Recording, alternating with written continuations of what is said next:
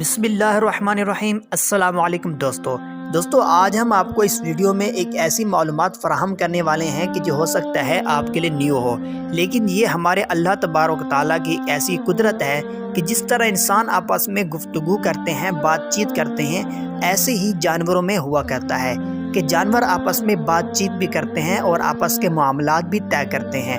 لیکن تمام جانوروں میں سے ایک ایسا جانور ہے کہ جو گفتگو کرنے کی صلاحیت نہیں رکھتا، وہ ہے مچھلی، فش ایک ایسا جانور ہے کہ جو کبھی بھی بول نہیں سکتا۔ اس کی کیا وجہ ہے، آج ہم آپ کو یہ بتانے والے ہیں۔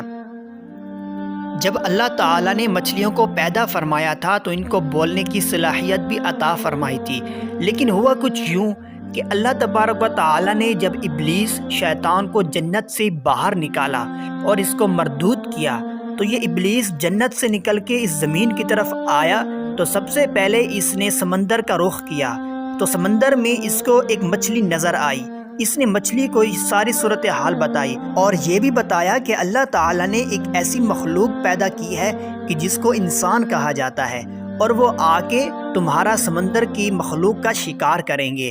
تو جیسے اس مچھلی کو یہ معلوم ہوا تو اس نے پوری سمندر کی مخلوقات میں یہ اعلان کر دیا کہ اللہ تعالیٰ کی طرف سے ایک ایسا انسان پیدا کیا گیا ہے، ایک ایسی مخلوق پیدا کی گئی ہے کہ جو ہمارا شکار کریں گے۔ تو اللہ تبارک و تعالیٰ نے اس وجہ سے اس تمام مچھلیوں کو گونگا فرما دیا اور ان کی بولنے کی صلاحیت واپس لے لی۔